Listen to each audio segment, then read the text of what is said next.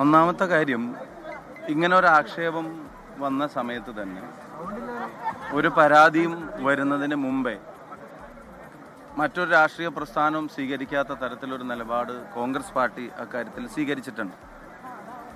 Congress party ഇത് മാറ്റിക്കൊടുക്കുക, അവർ പറയുന്നു. Congress party രേഖാമൂലം പാർട്ടിക്ക് ഒരു പരാതിയും ലഭിക്കുന്നതിന് മുമ്പ് തന്നെ യൂത്ത് കോൺഗ്രസിൻ്റെ സംസ്ഥാന അധ്യക്ഷ പദവിയിൽ നിന്നും അതുപോലെ തന്നെ പാർട്ടിയുടെ അംഗത്വത്തിൽ നിന്നും ശേഷം പാർലമെൻ്ററി പാർട്ടിയിൽ നിന്നും അദ്ദേഹത്തെ മാറ്റി നിർത്തുന്ന ഒരു സമീപനമാണ് കോൺഗ്രസ് സ്വീകരിച്ചത്.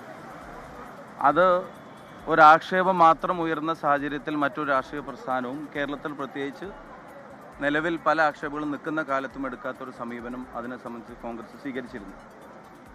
അതിൻ്റെ ശേഷമാണ് രേഖാമൂലം ഒരു പരാതി പോലീസിൻ്റെ നടപടികൾക്കായി സമർപ്പിക്കപ്പെട്ടതും പോലീസ് നടപടികൾ ആരംഭിച്ചതും. അപ്പോൾ കോൺഗ്രസ് എടുത്ത സമീപനം നിയമപരമായി അക്കാര്യങ്ങൾ മുന്നോട്ട് പോകുന്നതിന് തടസ്സം നിൽക്കാൻ കോൺഗ്രസ് ഇല്ല, നിയമപരമായ കാര്യങ്ങൾ മുന്നോട്ട് പോട്ടെ എന്നുള്ള സമീപനമാണ് കോൺഗ്രസ് സ്വീകരിച്ചത്. അതിന് ശേഷം പാർട്ടിക്ക് ഒരു പരാതി ലഭിക്കുന്ന ഒരു സാഹചര്യം ഉണ്ടായി. പാർട്ടിക്ക് ലഭിച്ച പരാതിയും അതൊരു പാർട്ടി കമ്മിറ്റി അന്വേഷിക്കാനൊന്നും തീരുമാനിച്ചില്ല. DGPക്ക് ആ പരാതി KPCC പ്രസിഡന്റ് തന്നെ ഫോർവേഡ് ചെയ്തു. അതും നിയമപരമായി മുന്നോട്ട് പോട്ടെ എന്നുള്ള നിലപാട് കോൺഗ്രസ് പാർട്ടി സ്വീകരിച്ചു. ഇന്നും ഇന്നലെയൊക്കെയായി കഴിഞ്ഞ ദിവസം ഞാൻ നിങ്ങളെ കണ്ടപ്പോഴും പാലക്കാട് നിന്ന് മാധ്യമങ്ങളെ കണ്ടപ്പോഴും എന്നോട് ചോദിച്ചപ്പോഴും ഞാൻ പറഞ്ഞ മറുപടി, അടുത്ത സ്റ്റെപ്പ് എന്താണെന്നുള്ളത് കോൺഗ്രസ് ആലോചിക്കുന്നുണ്ട്. കോൺഗ്രസ് അത് ആലോചിച്ചു.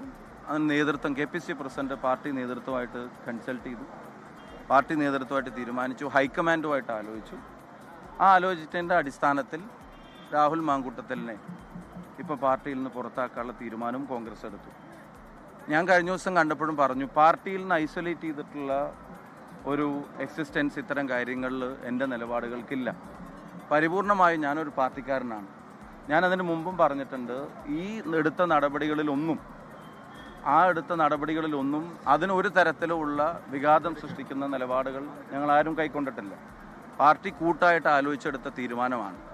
ഞാൻ ആവർത്തിച്ച് പറയുന്നു, മറ്റൊരു രാഷ്ട്രീയ പ്രസ്ഥാനവും നിലവിലെ സാഹചര്യത്തിൽ ഇത്തരം ആക്ഷേപങ്ങളുടെ കാര്യത്തിൽ എടുക്കാത്ത നയവും സമീപനവും തീരുമാനവും അച്ചടക്ക നടപടിയും കോൺഗ്രസ് പാർട്ടി എടുത്തിട്ടുണ്ട്.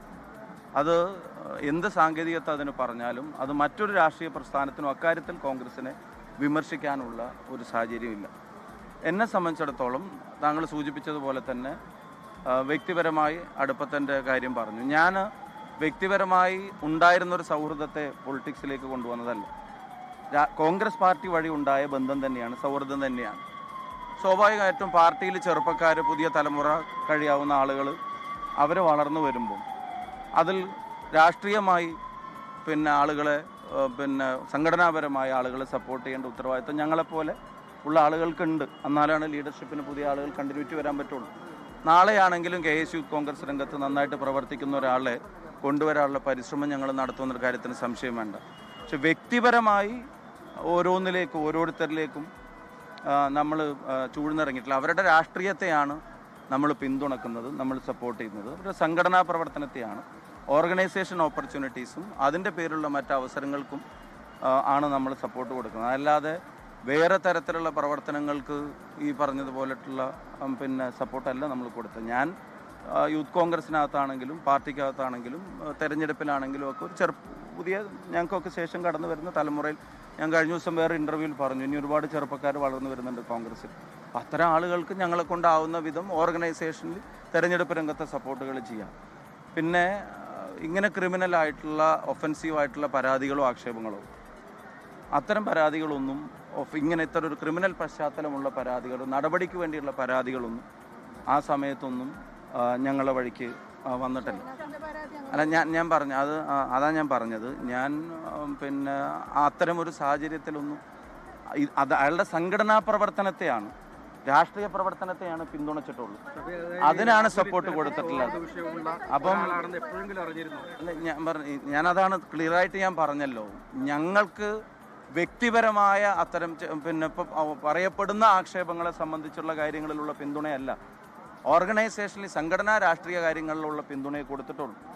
അതാണ് ആ നിലക്കുള്ള അവസരങ്ങൾ പുതിയൊരാൾക്ക് കിട്ടണമെന്നേ ആഗ്രഹിച്ചിട്ടുള്ളൂ. പിന്നെ ഇനിയിപ്പം MLA സ്ഥാനത്ത് തുടരണോ വേണ്ടയോ എന്നുള്ള ചോദ്യം ചോദിച്ചു. കോൺഗ്രസ് എടുക്കേണ്ട എനിക്ക് പരാതികളായിട്ട് അല്ല ഞാൻ പറഞ്ഞല്ലോ, പരാതികളായി ഇങ്ങനൊരു ക്രിമിനൽ ഒഫൻസീവ് സ്വഭാവമുള്ള പരാതികളായി രേഖാമൂലം KPCക്കോ ഞങ്ങൾക്കോ അത്തരത്തിലൊരു പർട്ടിക്കുലർ സ്പെസിഫിക് ആയിട്ടുള്ള പരാതികൾ ആയിട്ട് കംപ്ലൈൻ്റ് ആയിട്ട് അത്തരം കാര്യങ്ങൾ ഉയർത്തപ്പെട്ടിരുന്നില്ല. ഇനി എന്താണെങ്കിലും ഞാൻ ഒരു കാര്യം പറയാം, ഇങ്ങനെയൊന്നുമുള്ള നടപടികൾ ഇത്തരം കാര്യങ്ങളിൽ മറ്റൊരു രാഷ്ട്രീയ പ്രസ്ഥാനവും എടുത്തിട്ടില്ല. Congress as A political organisation എടുക്കാൻ കഴിയാവുന്നതിൻ്റെ എല്ലാ നടപടികളും ഇക്കാര്യത്തിൽ എടുത്തു കഴിഞ്ഞു. ആ എടുത്ത പാർട്ടിയുടെ തീരുമാനത്തിൻ്റെ ഗ്രേസിനെ മറ്റ് രാഷ്ട്രീയ പ്രസ്ഥാനങ്ങൾ സ്വീകരിക്കാത്ത നയത്തെ അതിനെ പരിപൂർണമായി അവഗണിക്കുന്ന തരത്തിൽ ഉള്ള വാർത്തകളാണ് പലപ്പോഴും ഡെവലപ്പ് ആവുന്നതും നിങ്ങൾ കൊടുക്കുന്നതും. ഞാൻ പറഞ്ഞില്ല, ഞാനിപ്പം അതിൽ ഇല്ല, ഞാൻ പറഞ്ഞില്ല. എനിക്കൊരു രേഖാമൂലം ഒരു പരാതി, ഇങ്ങനെ ഒരു ക്രിമിനൽ ഒഫൻസീവ് സ്വഭാവമുള്ള തരത്തിലേക്കുള്ള ഒരു പരാതിയുടെ പശ്ചാത്തലങ്ങളല്ല. എന്താണെങ്കിലും പാർട്ടി അതിശക്തമായിട്ടുള്ള നടപടി എടുത്തിട്ടുണ്ട്. പാർട്ടി എടുത്ത നടപടി എനിക്കും ബാധകമാണ്. പാർട്ടി എടുത്ത നടപടി എല്ലാവർക്കും ഒരുപോലെ അതിൽ നിന്ന് ഐസൊലേറ്റ് ചെയ്തിട്ടുള്ള ഒരു എക്സിസ്റ്റൻസ്, പാർട്ടി നടപടിയും പാർട്ടി തീരുമാനത്തിൽ നിന്നും ഐസൊലേറ്റ് ചെയ്തിട്ടുള്ള ഒരു എക്സിസ്റ്റൻസ് ഇക്കാര്യത്തിലില്ല. പൂർണ്ണമായും പാർട്ടി നടപടിക്കൊപ്പം. ലോകത്തെവിടെയായാലും ഏത് സമയത്തും 24 വാർത്തകളും ഓഗ്മെന്റഡ് റിയാലിറ്റി പാക്കേജുകളും എക്സ്പ്ലെയിനറുകളും വിശദമായി കാണാൻ ഞങ്ങളുടെ YouTube ചാനൽ നിങ്ങൾക്ക് സബ്സ്ക്രൈബ് ചെയ്യാം.